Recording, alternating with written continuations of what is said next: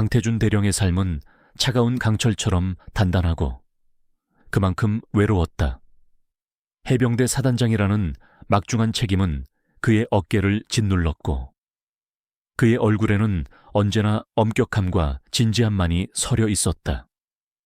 그는 말수가 적고 감정을 잘 드러내지 않았다. 부대원들 사이에서는 얼음장 사단장이라는 별명으로 불리며 존경받는 동시에 두려움의 대상이기도 했다. 그의 삶은 오직 군과 조국을 위해 존재했고 개인적인 시간은 거의 전무했다. 그의 내면 깊은 곳에는 오래된 상처 하나가 아물지 않은 채 자리 잡고 있었다. 과거, 무언가를 지키지 못했다는 무력감과 죄책감이 끊임없이 그를 괴롭혔고 그 감정은 그의 모든 행동의 동기가 되었다. 밤이 깊도록 사단장실의 불은 꺼지지 않았다. 태준은 넓은 책상에 홀로 앉아 쌓여있는 서류들을 검토했다. 펜이 종이에 사각거리는 소리만이 정적을 갈랐다. 그는 잠시 펜을 내려놓고 서랍에서 낡은 상자를 꺼냈다. 상자 안에는 빛바랜 무공훈장 하나가 놓여 있었다. 훈장에는 오래된 세월의 흔적이 고스란히 묻어 있었고 가장자리에는 희미하게 다른 문양이 새겨져 있었다. 태준은 조심스럽게 훈장을 어루만졌다. 차가운 금속의 감촉은 그의 가슴 속에서 잠자던 고통스러운 기억을 일깨우는 듯했다. 그는 이 훈장이 무엇을 의미하는지 잘 알고 있었다. 그것은 그의 자랑이자 동시에 영원히 씻을 수 없는 후회였다. 그의 저녁 식사는 늘 단출했다. 끓는 물에 대충 익힌 라면 한 그릇. 그는 라면을 먹는 동안에도 텔레비전에 나오는 뉴스 특보를 놓치지 않았다. 특히 군과 관련된 소식이 나올 때면 그의 눈빛은 더욱 날카로워졌다. 그는 좀처럼 웃지 않았다. 그의 입꼬리가 올라가는 일은 거의 없었고 그의 눈빛은 늘 굳건했지만 가끔은 깊은 슬픔과 고뇌가 그 속에 비치곤 했다. 부대 내 훈련장을 지나칠 때면 그는 신병들이 훈련하는 모습을 한참 동안 지켜보곤 했다.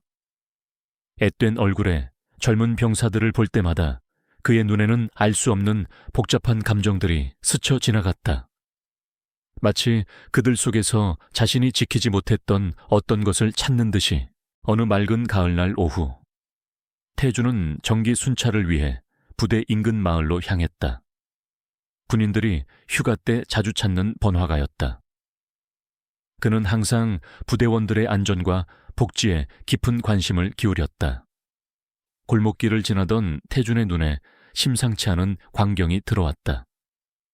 고등학생으로 보이는 패거리 몇 명이 몸집이 작은 한 남학생을 둘러싸고 있었다. 그들은 남학생의 가방을 빼앗아 던지고 들고 있던 빵을 발로 짓밟으며 비웃고 있었다. 남학생은 겁에 질려 덜덜 떨기만 할 뿐 아무런 저항도 하지 못했다. 태준의 미간이 일그러졌다. 그는 본능적으로 개입하고 싶었지만 사복 차림의 군인이 민간인 폭력에 직접 개입하는 것은 섣부른 행동이었다. 그는 주머니에 손을 넣은 채 조용히 그들 앞을 지나쳤다. 그의 발걸음은 느렸지만 그의 시선은 매서운 독수리처럼 패거리들을 꿰뚫었다.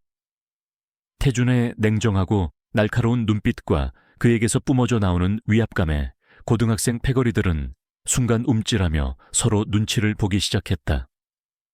그들은 자신들도 모르게 등골이 서늘해지는 것을 느끼고는 남학생을 더 이상 괴롭히지 못하고 황급히 도망쳤다. 패거리들이 사라지자 태준은 조용히 발걸음을 돌려 남학생에게 다가갔다. 그는 바닥에 떨어진 빵 조각을 묵묵히 주워 들었다. 그리고는 근처 편의점에 들러 따뜻한 우유 한 팩과 새 빵을 사서 남학생에게 건넸다. 울지 마라. 이 세상에 너를 보호할 사람들은 늘 존재한다. 두려워하지 마라. 그의 목소리는 낮고 굵었지만 그 속에는 따뜻한 위로와 단호한 격려가 담겨 있었다. 남학생은 눈물을 글썽이며 태준을 올려다보았다. 그는 태준의 깊은 눈빛 속에서 알 수 없는 강한 힘을 느꼈다. 이 모든 광경은 인근 노점에서 과일을 팔던 노인에게 조용히 목격되었다. 노인은 태준의 뒷모습을 보며 깊은 인상을 받은 듯 고개를 끄덕였다. 태준의 왼손 약지에는 늘 낡고 문양 없는 은색 반지가 끼워져 있었다. 결혼 반지도, 군대에서 지급한 반지도 아니었다. 이 반지는 그가 가장 아끼는 물건이었다. 때때로 그가 극한의 분노를 느끼거나 깊은 무력감에 빠질 때면 반지는 차가운 얼음처럼 변하곤 했다. 그의 오른쪽 팔꿈치 안쪽에는 셔츠 소매에 가려진 작은 부족 문신이 있었다. 복잡한 기하학적 무늬는 그의 과거와 어떤 비밀스러운 연관이 있는 듯 했지만 그는 누구에게도 그것을 보여준 적이 없었다. 가끔 그는 꿈속에서 불길이 치솟는 전장에 서 있는 자신을 보았다. 그리고 그 불길 속에서 들려오는 어린아이의 가냘픈 비명소리. 꿈에서 깨어나면 그는 식은땀을 흘리며 심장을 부여잡았다. 이 모든 미스터리들은 그의 강인한 겉모습 뒤에 숨겨진 깊은 상처들이었다. 그는 알지 못했다.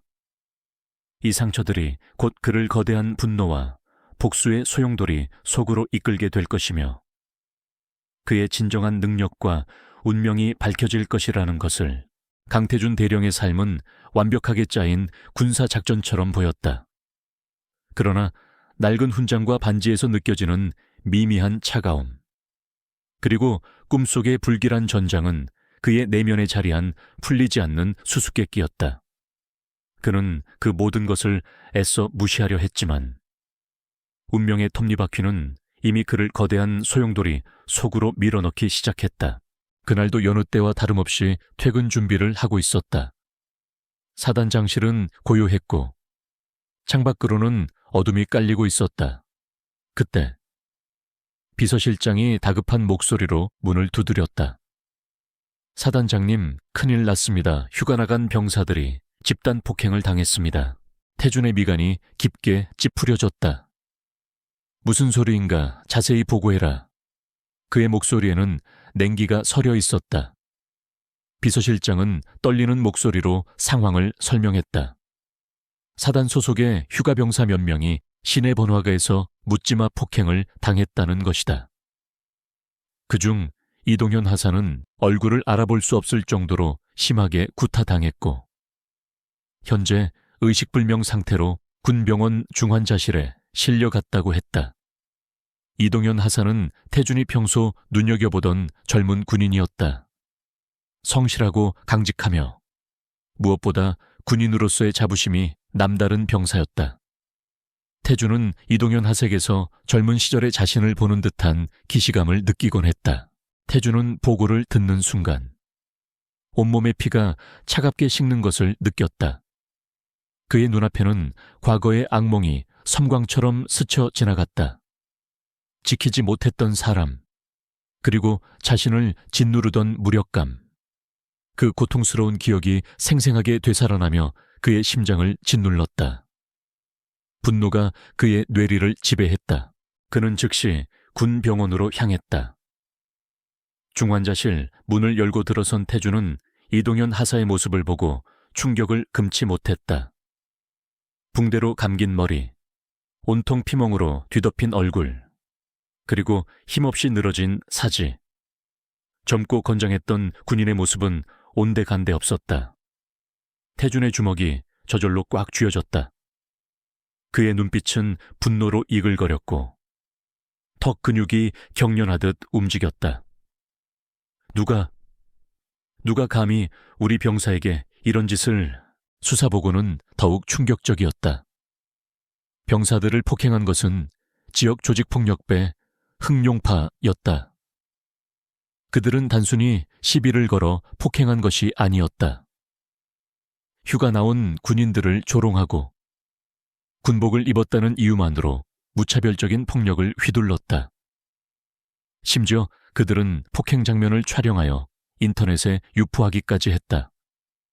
군인들이 뭐 별거냐, 허수아비들 아니냐, 케이크크라는 조롱 섞인 문구와 함께 이 영상은 순식간에 퍼져나가 군의 명예를 심각하게 실추시켰다. 흥룡파의 두목은 김도철, 김도출이라는 잔혹하고 무자비한 인물이었다. 그는 경찰의 추적을 따돌리며 법의 심판을 비웃는 듯 했다. 태준의 내면에서는 뜨거운 분노와 차가운 이성이 충돌했다. 그는 당장이라도 흥룡파 봉어지로 쳐들어가 그들을 모조리 쓸어버리고 싶었다. 그의 손은 이미 허리춤에 권총을 향하고 있었다. 그러나 그는 해병대 사단장이었다. 군은 민간 사건에 직접 개입할 수 없으며 모든 절차는 법과 규정에 따라야 했다. 그의 지위와 책임감이 그의 본능적인 복수심을 억눌렀다. 그는 깊은 심호흡을 했다. 이건 단순한 폭행 사건이 아니다.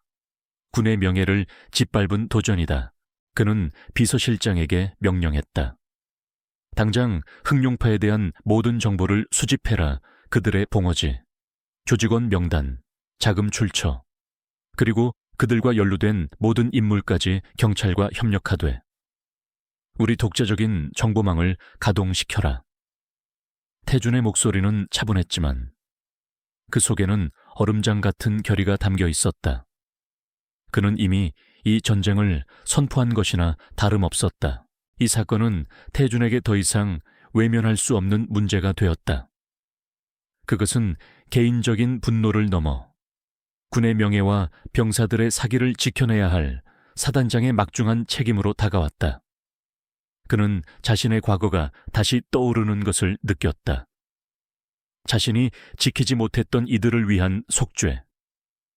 이제 그는 이 부당하고 오만한 폭력에 맞서 싸워야 했다. 법의 테두리 안에서. 그러나 그 어떤 응징보다 처절하고 확실하게. 그는 자신의 모든 것을 걸고 이 싸움에 나설 것을 결심했다. 그의 눈빛은 섬광처럼 번뜩였다. 강태준 대령의 사단장실은 정적이 흘렀다. 이동현 하사의 처참한 모습, 그리고 흥룡파의 오만한 비웃음이 담긴 영상은 그의 내면에서 잠자던 오래된 분노를 일깨웠다. 그의 오른손 약지에 끼워진 낡은 은색 반지가 미지근한 온기를 내뿜었고 오른쪽 팔꿈치 안쪽의 부종 문신이 희미하게 욱신거리는 듯했다. 그는 이성적으로 판단하려 애썼지만 본능적인 복수심이 그의 피를 끓게 만들었다. 흥룡파의 본거지를 찾아라. 그들의 모든 동선을 파악해. 그리고 관련된 모든 자료를 수집해. 단, 은밀하게 진행해라. 태준은 비서실장에게 차가운 목소리로 지시했다. 그의 명령은 신속하고 정확했다. 태준은 단순한 복수를 넘어 흥룡파를 뿌리 뽑고 그들과 연루된 모든 부패 세력을 응징할 계획을 세웠다. 며칠 밤낮으로 사단정보대와 수색대 요원들이 은밀히 움직였다. 그들은 흥룡파의 주요 거점과 조직원들의 정보를 수집했다. 태준은 수집된 모든 자료를 직접 분석했다. 그의 책상 위에는 흥룡파의 조직도, 자금 흐름, 그리고 그들이 저지른 범죄 기록들이 어지럽게 펼쳐져 있었다. 그는 자료를 검토하는 동안 자신의 오른손에 끼워진 반지가 평소보다 차갑게 느껴지는 것을 인지했다. 그때마다 그의 뇌리에는 알 수 없는 감각들이 스쳐 지나갔다. 마치 점과 점으로 이어진 보이지 않는 선이 눈앞에 그려지는 듯한 느낌이었다. 그것은 흥룡파 조직원들의 복잡한 관계망, 그들의 은밀한 거래, 심지어 그들이 경찰 내부의 특정 인물들과 연루되어 있다는 사실까지도 명확하게 보여주었다. 그의 관계 투시 능력이 무의식 중에 발현된 것이었다. 이게 무슨... 태준은 자신의 눈앞에 펼쳐진 믿을 수 없는 정보에 놀랐다. 그는 단순한 데이터를 넘어선 조직의 내밀한 연결고리를 꿰뚫어 보고 있었다. 이 능력은 그가 흑룡파를 단순히 응징하는 것을 넘어 그 뿌리까지 뽑아낼 수 있는 강력한 무기가 될 것이었다. 그는 즉시 자신의 참모인 박민호 중령 조력자를 불렀다. 박중령은 태준이 가장 신뢰하는 부하이자 탁월한 정보 분석 능력을 지닌 인물이었다. 박중령은 태준이 평소와 다른 예리한 통찰력으로 흑룡파의 숨겨진 연결망을 파악하는 모습에 놀라움을 금치 못했다. 태준은 박중령에게 자신이 본 것을 설명했고, 박중령은 그의 말을 반신반의하면서도 태준의 지시대로 추가 조사를 진행했다. 박중령은 태준의 지시에 따라 흑룡파와 연루된 비리 경찰관의 신상 정보와 그들의 은밀한 거래 증거를 확보하는 데 성공했다. 그러나 태준의 이런 움직임은 군 내부의 일부 인사들에게는 도를 넘는 행동 안흐로 비쳤다. 육군 참모총장 대립인물 비유형은 태준의 과격한 수사 방식에 대해 우려를 표했다. 강태준 대령, 아무리 휴가병이 폭행을 당했다 해도 군이 민간 조직폭력배 사건에 이렇게 깊이 개입하는 것은 법적으로 문제가 될 수 있네. 자네의 열정은 이해하지만 군의 위신과 절차를 무시해서는 안 돼. 경찰에 맡기고 자네는 선을 지켜야 한다. 참모총장의 목소리에는 태준에 대한 경고와 함께 군 내부에 복잡한 정치적 역학관계가 깔려 있었다. 그와 몇몇 고위 장성들은 태준의 행동이 자칫 군의 이미지를 훼손하거나 민간과의 불필요한 마찰을 일으킬까 우려했다. 그들은 태준의 능력을 알지 못했고 그저 그를 과격한 성향의 장교로 치부했다. 태준은 참모총장의 경고를 들으며 잠시 침묵했다. 그는 참모총장의 마음속에 군 전체의 안정과 불필요한 논란 회피라는 감정의 오라가 느껴지는 것을 보았다. 그들은 악의적이지는 않았지만 그의 행동을 이해하지 못했다. 하지만 그는 멈출 수 없었다. 이동현 하사의 처참한 얼굴이 그의 눈앞에 아른거렸고 과거의 무력감이 다시 그를 짓눌렀기 때문이다. 그는 참모총장에게 단호하게 말했다. 총장님, 이것은 단순한 민간 사건이 아닙니다. 우리 병사들의 명예를 짓밟고 군의 기강을 흔든 중대한 도전입니다.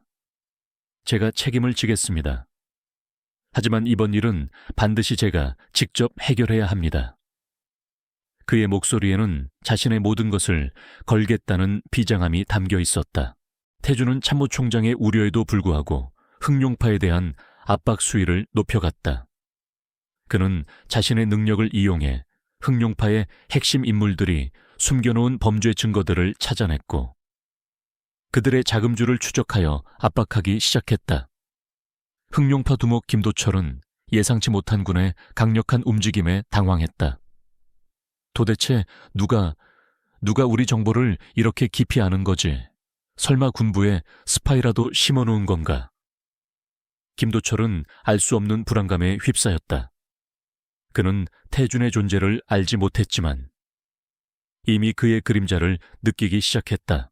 태준은 이제 흑룡파를 완전히 붕괴시킬 마지막 퍼즐 조각을 맞추고 있었다. 그의 앞에는 법과 규정이라는 거대한 벽이 있었지만 그의 내면의 복수심과 군인의 명예를 지키겠다는 사명감은 그 모든 것을 뛰어넘을 준비가 되어 있었다. 그는 이 싸움에서 승리하여 자신의 과거를 속죄하고 모든 병사들의 명예를 되찾을 것이었다. 강태준 대령의 사단 장실은 밤늦도록 불이 꺼지지 않았다. 흑룡파의 추악한 민낯, 그리고 그들과 연루된 부패한 그림자들은 그의 관계투시 능력을 통해 속속들이 드러났다. 그의 오른손 약지에 끼워진 은색 반지는 희미한 온기를 품고 있었고 오른쪽 팔꿈치 안쪽의 부족 문신은 그의 결의를 다지는 듯 욱신거렸다. 그는 이제 흑룡파를 뿌리 뽑기 위한 마지막 단계를 준비하고 있었다.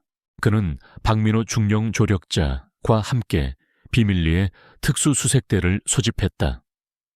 이들은 사단 내에서도 정예 중의 정예로 어떤 극한 상황에서도 임무를 완수할 수 있는 최고의 전사들이었다. 태주는 그들에게 흑룡파의 봉어지에 대한 상세한 정보를 브리핑하며 최종 작전을 지시했다. 그의 목소리는 차분했지만 그 속에는 어떤 타협도 없는 단호함이 배어 있었다. 그러나 그의 계획은 예상치 못한 암초에 부딪혔다. 작전 개시 몇 시간 전, 육군 참모총장으로부터 긴급 호출이 왔다. 강태준 대령, 자네의 무모한 행동에 대해 보고받았다. 자네가 해병대 병력을 동원하여 민간 조직폭력배를 직접 소탕하려 한다는 첩보가 들어왔어. 이는 명백한 군법 위반이자 민간에 대한 군의 과잉 개입으로 정치적 파장을 일으킬 수 있는 행위다. 참모총장의 목소리에는 분노와 함께 깊은 우려가 담겨 있었다. 그는 태준의 능력을 알지 못했기에 그를 감정적이고 과격한 장교로 오해하고 있었다. 총장님, 이것은 단순한 조직폭력 사건이 아닙니다. 우리 병사들의 명예가 걸린 문제입니다. 그리고 흑룡파는 단순한 폭력 조직이 아닙니다. 그들은 이미 사회 곳곳에 깊이 뿌리내린 악의 세력입니다. 태주는 자신의 계획이 정당함을 역설했지만 참모총장은 단호했다. 더 이상 보고받을 필요 없다.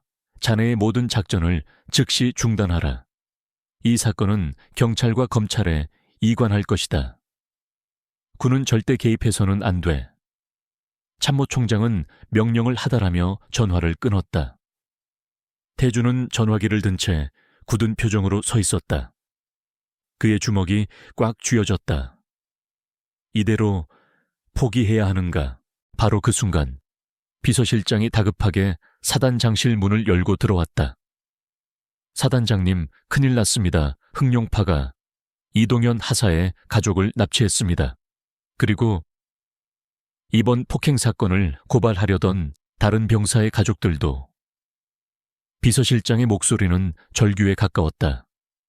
그들은 군이 24시간 안에 자신들에게 항복하지 않으면 인질들을 모두 처형하겠다고 합니다. 자신들의 봉어지였던 폐쇄된 군사훈련장으로 끌고 갔다고 합니다. 태준의 눈빛이 섬광처럼 번뜩였다. 과거의 악몽이 다시 그의 뇌리를 스쳤다. 지키지 못했던 이들에 대한 무력감. 이번에는 달랐다.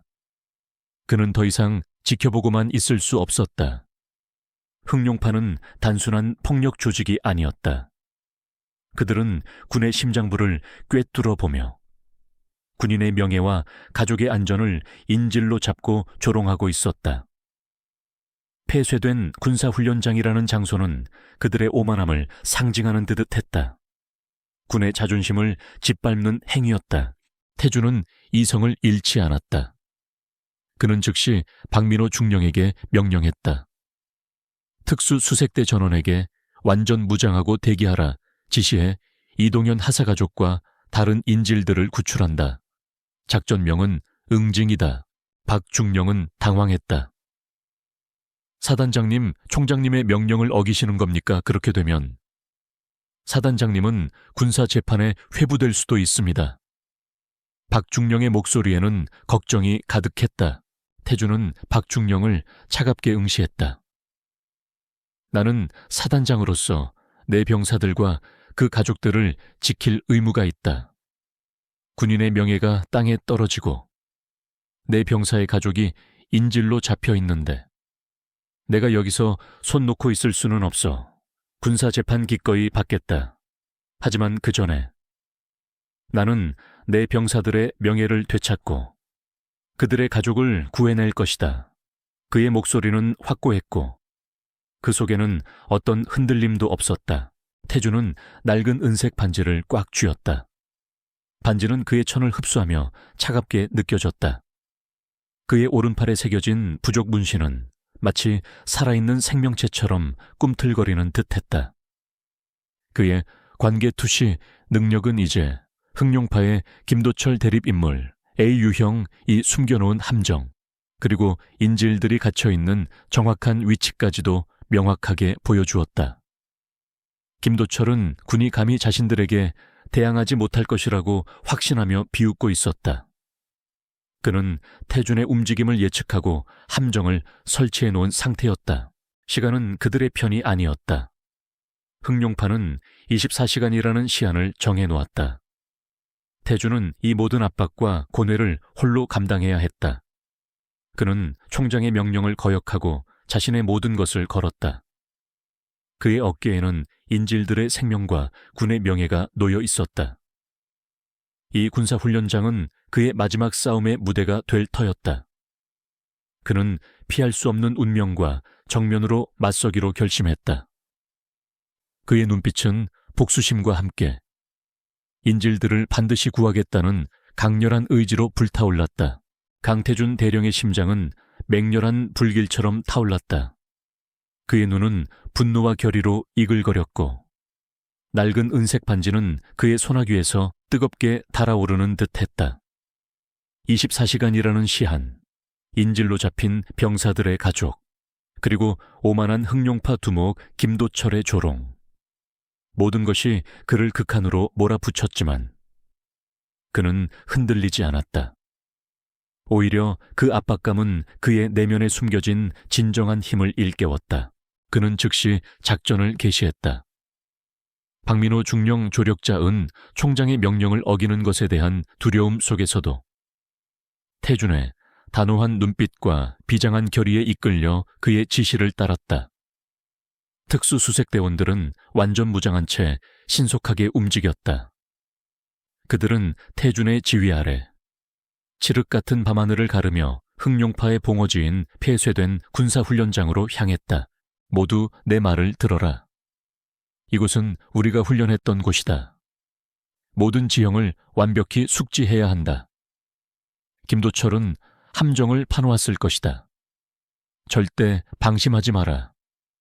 태준의 목소리는 차분했지만 그 속에는 얼음장 같은 냉기가 서려 있었다.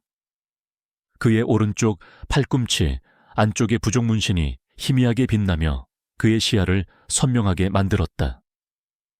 그의 관계 투시 능력과 지형 투시 능력은 훈련장의 모든 구조물, 흥룡파 조직원들의 배치, 심지어 숨겨진 함정의 위치까지도 투명하게 보여주었다. 훈련장 외곽에 도착하자 예상대로 흥룡파 조직원들이 삼엄하게 경비를 서고 있었다. 그들은 자신들의 봉어지가 군인들에게 침범당할 것이라고는 꿈에도 생각지 못하는 듯 오만하게 웃고 떠들고 있었다. 태준은 냉정하게 작전을 지시했다. 그의 지시는 한치의 오차도 없었다. 수색대원들은 그림자처럼 움직이며 적들을 제압하기 시작했다. 총성 한 발 없이 흥룡파의 외곽 경비선은 순식간에 무력화되었다. 그러나 내부로 진입할수록 저항은 더욱 거세졌다. 흥룡파는 훈련장 곳곳에 자신들의 조직원들을 배치하고 인질들을 인간 방패 삼아 감히 군인들이 돌격하지 못할 것이라고 확신했다. 특히 두목 김도철은 메인 통제실에 앉아 비열하게 웃으며 모든 상황을 지켜보고 있었다. 그는 통제실에 설치된 감시 카메라를 통해 태준과 수색대원들의 움직임을 실시간으로 확인하며 함정을 조종하고 있었다. 사단장님, 3시 방향에서 적들이 몰려옵니다. 한 대원이 외쳤다. 태준은 망설임 없이 김도철이 숨겨놓은 통제실에 정확한 위치를 파악했다. 그의 반지에 차가운 기운이 돌았고 그의 시야는 마치 통제실 내부를 꿰뚫어 보는 듯했다. 그는 김도철이 마지막 함정으로 통제실 문에 강력한 폭탄을 설치해 놓았다는 것을 보았다. 멈춰보라. 통제실 문에 폭탄이 설치되어 있다. 태준이 소리쳤다. 대원들은 그의 말에 멈칫했다. 바로 그때 김도철의 목소리가 훈련장 스피커를 통해 울려 퍼졌다. 하하하, 멍청한 군바리들, 감히 내 심장을 노리다니. 이제 너희 모두 산산조각 날 것이다. 폭탄은 3분 후에 터진다. 그리고 인질들은 영원히 빛을 보지 못하게 될 거야. 훈련장 전체에 절망감이 드리워졌다. 폭탄이 터지면 인질들의 안전을 보장할 수 없었다. 시간은 빠르게 흘렀고 수색대원들은 패닉에 빠졌다. 모든 희망이 사라지는 듯한 숨막히는 순간이었다. 태주는 자신의 모든 것을 걸어야 했다. 그의 눈빛은 흔들림 없었다. 그는 낡은 은색 반지를 꽉 쥐었다. 반지는 그의 손에서 뜨겁게 달아오르는 듯했고 부족 문신은 그의 팔뚝에서 강렬하게 욱신거렸다. 박중영 대원들을 이끌고 인질 구출에 집중해 통제실 폭탄은 내가 처리한다. 태준이 단호하게 외쳤다. 박중영은 놀랐지만 태준의 눈빛에서 느껴지는 강렬한 의지에 반박할 수 없었다. 태준은 온몸의 기운을 끌어모아 통제실 문으로 돌격했다. 그의 지형 투시 능력은 폭탄의 정확한 위치와 해체 방법을 완벽하게 보여주었다. 그는 마치 시간을 멈춘 듯 폭탄의 복잡한 회로를 정확하게 해체하기 시작했다. 그의 손놀림은 섬세하고 빨랐다. 김도철은 스피커를 통해 태준의 움직임을 보고 경악했다. 말도 안 돼. 저걸 어떻게 아는 거지, 저놈은. 괴물인가? 그의 오만했던 얼굴에는 공포가 서렸다. 삑! 삑! 삑! 폭탄의 카운트다운 소리가 훈련장을 가득 채웠다. 10초, 5초, 3초, 마지막 순간. 태준의 손이 정확히 마지막 선을 잘라냈다. 띠! 폭탄의 작동이 멈췄다는 소리가 울려 퍼졌다. 훈련장은 다시 정적에 휩싸였다. 그리고 곧이어 통제실 문이 쾅 하고 열렸다.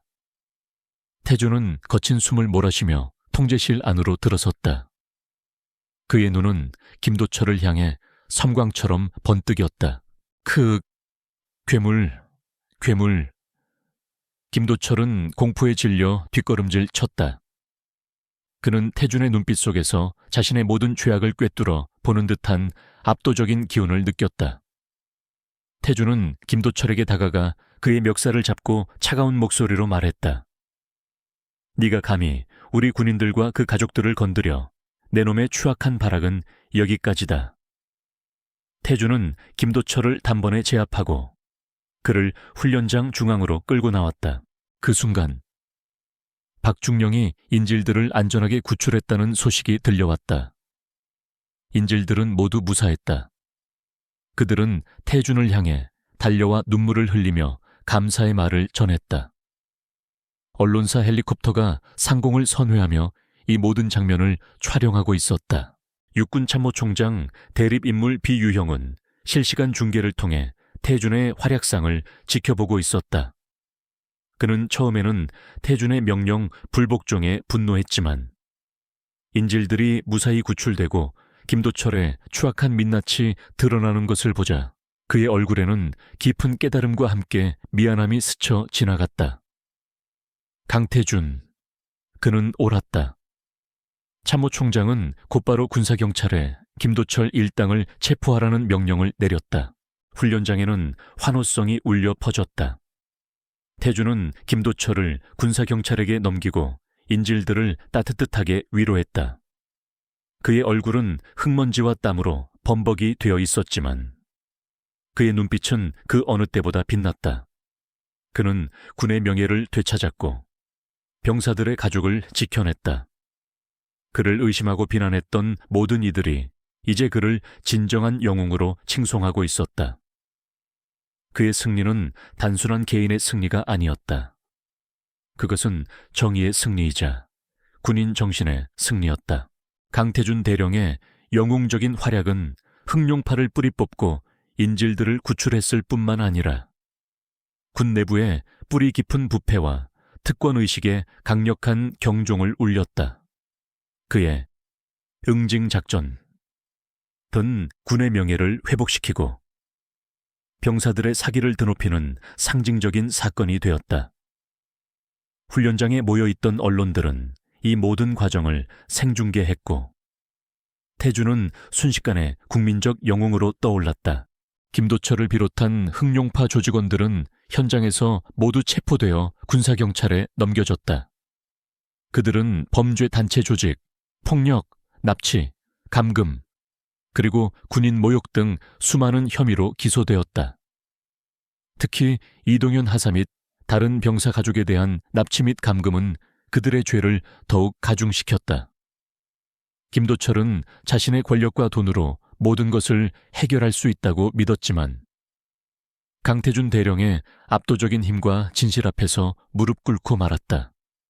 그의 모든 불법 재산은 압류되었고 그의 이름은 범죄의 대명사처럼 영원히 기억될 것이었다.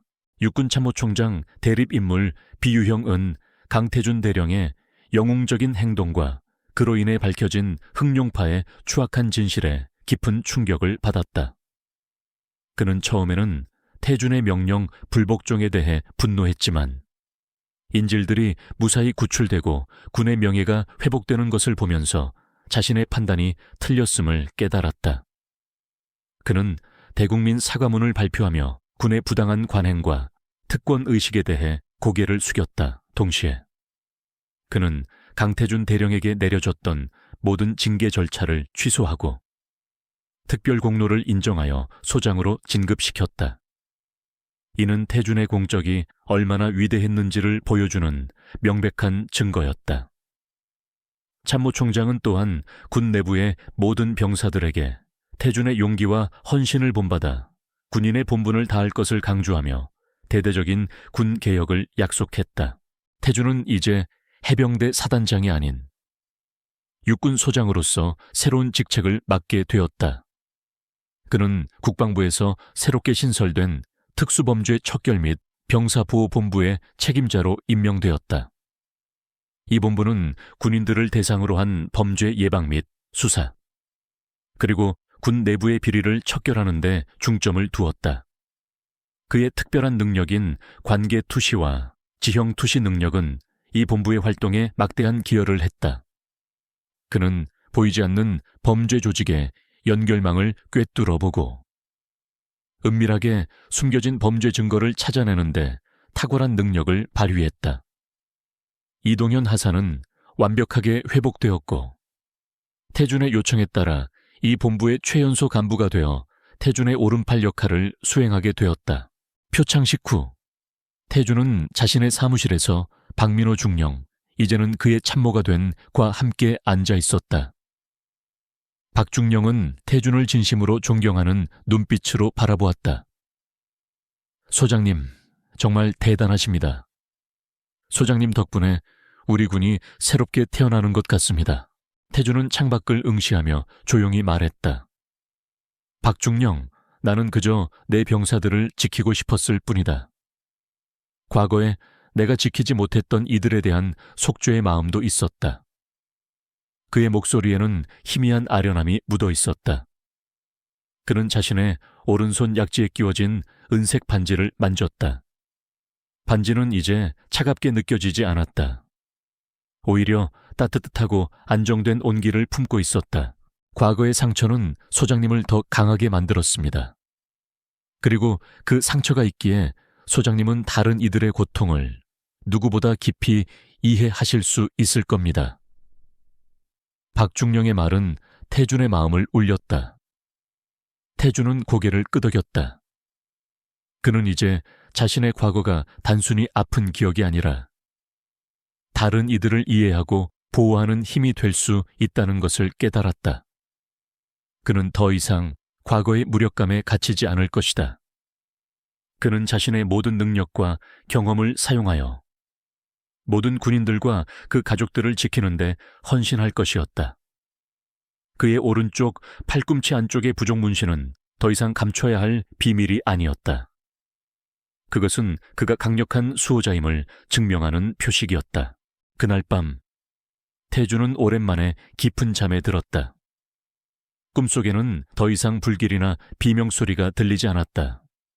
대신 평화로운 바다의 파도 소리와 함께 그가 구한 이동현 하사와 그의 가족들이 환하게 웃는 모습이 보였다. 그의 마음에는 비로소 진정한 평화가 찾아왔다.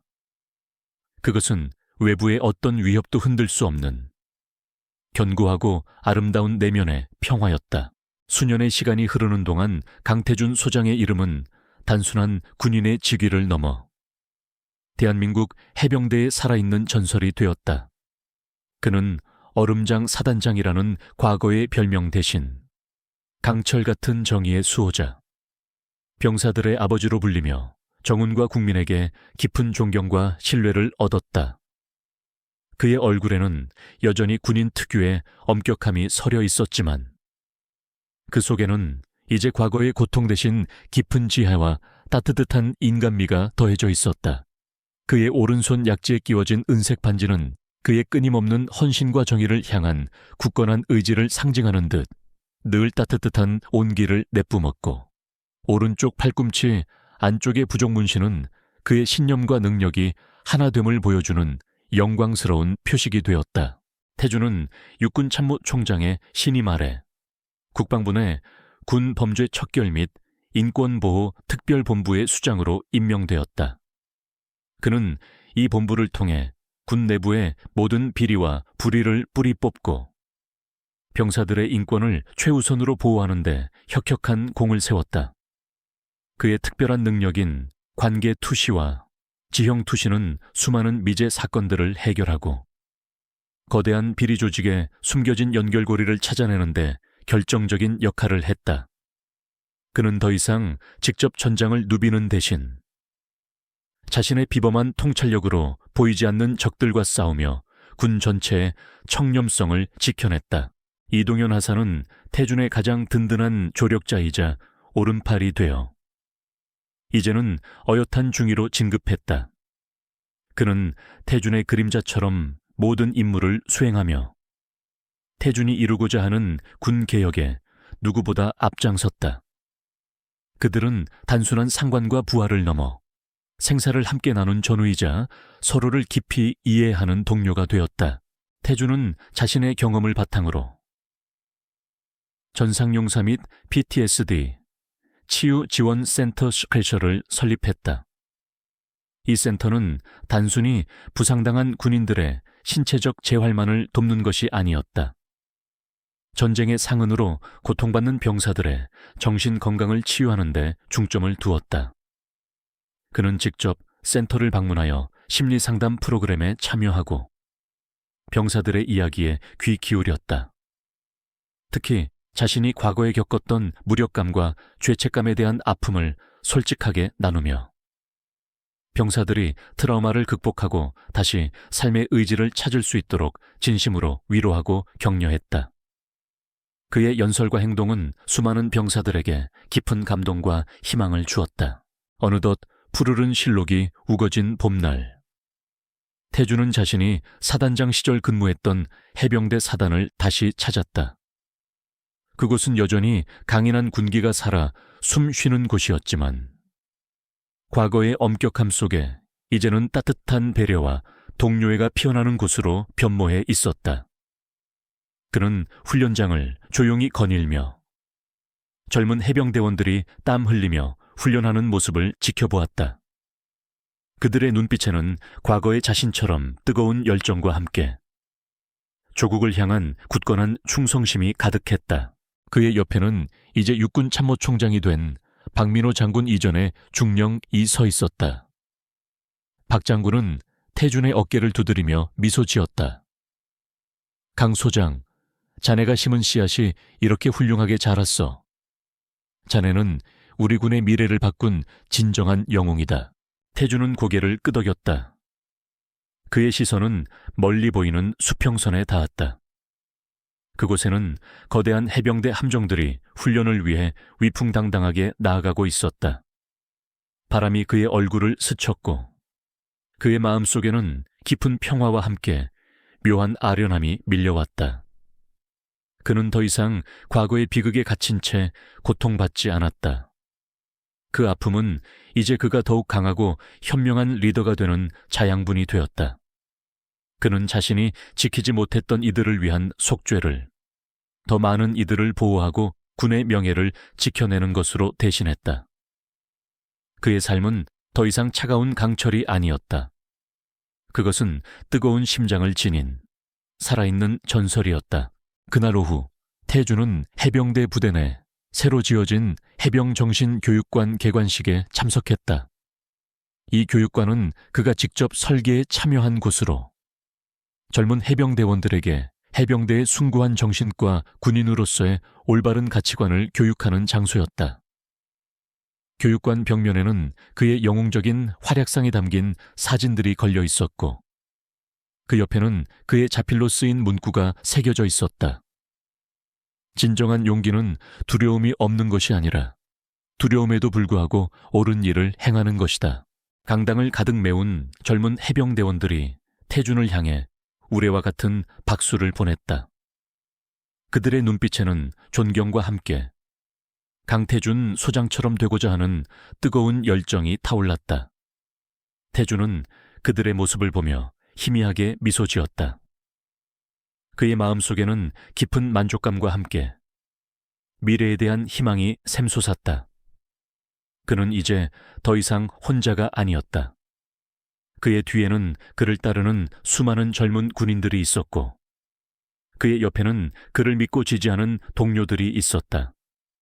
그의 삶은 모든 것을 바친 헌신과 희생으로 점철되었지만 그 결과는 가장 아름다운 두 번째 봄덜이었다.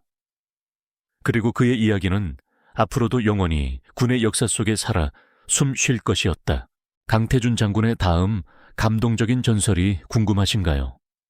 그의 지휘 아래 대한민국 해병대가 어떤 새로운 역사를 써내려 갈지, 그리고 군범죄 척결 및 인권보호특별본부가 어떤 숨겨진 진실을 밝혀낼지 궁금하시다면 이 영상을 좋아요 누르고 구독해 주세요. 댓글로 강태준 장군님 존경합니다. 남겨주시면 다음 이야기의 힌트를 얻을 수 있을지도 몰라요.